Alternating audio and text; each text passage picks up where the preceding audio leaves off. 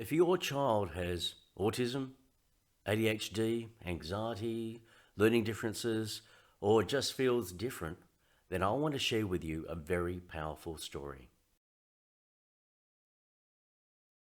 As part of my work, I visit a lot of primary schools, and I have a wonderful activity I do at the end of my workshops where I get the kids to invent something. So they've got a drawing exercise where they get creative and they get inventive.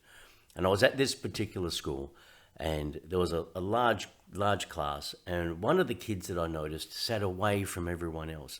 Now he was big, must have been, I think it was a year 5 or 6 class, and he was big for his age, and he towered above me, and I'm very short anyway, so I noticed him straight away, and he looked like he may have been ostracized or been bullied or whatever. But during the session, there was a couple of kids in the front row, a couple of boys, and they seemed to be a bit boisterous. And I'm thinking to myself, I bet you those boys are the ones that may have been bullying my little friend over here.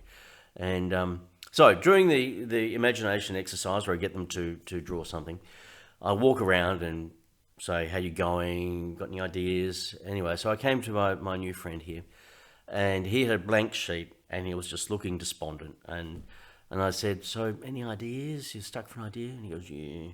And I said, okay, well, look, how about a thought starter? Maybe if you could go anywhere in the world, where would you go? But you had to find a different way of getting there. What would you do?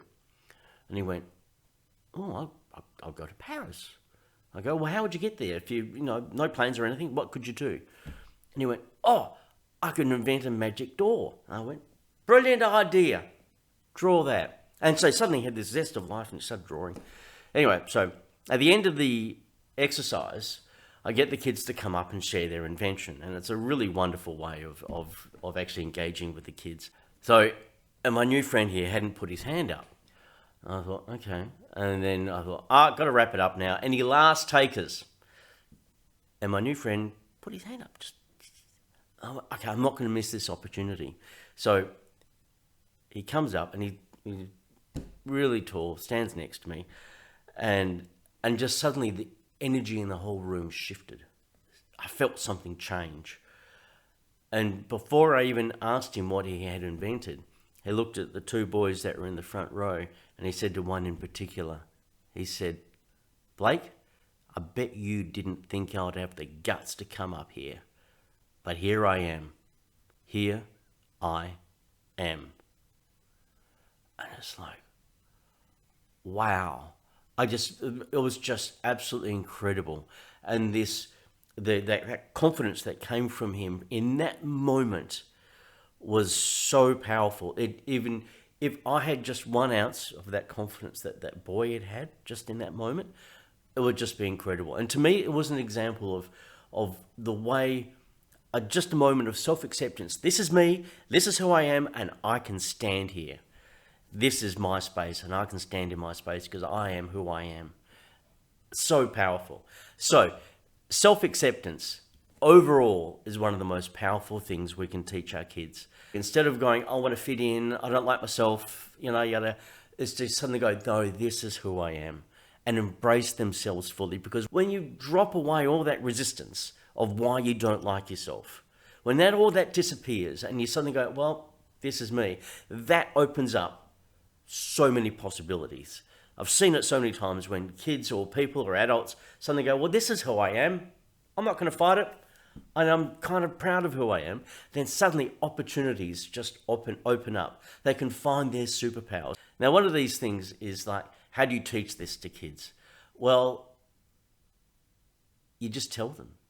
As a parent, I know you just create that space where you just love your child so much. And then you unconditionally love that child. And you can't do that enough, I know, because I don't think anyone's been scarred from being loved unconditionally. So keep doing what you're doing. But sometimes it's important to have someone else say it. And it's rarely you get someone else from the outside go, oh, I think you're just wonderful as you are.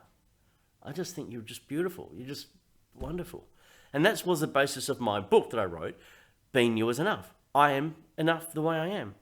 And that's what I want to teach your children, is that they're enough the way they are. So my Inspiring Kids program is full of messages about being you is enough and about self-acceptance. And the videos are really short. The whole idea is you watch them with your child, and then you can do an activity afterwards to reinforce what I'm saying.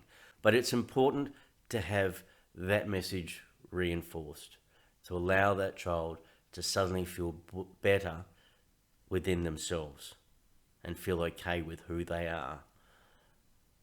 And that's what I want to help you do. So to find out more, check below for the Inspiring Kids Parents and Kids program.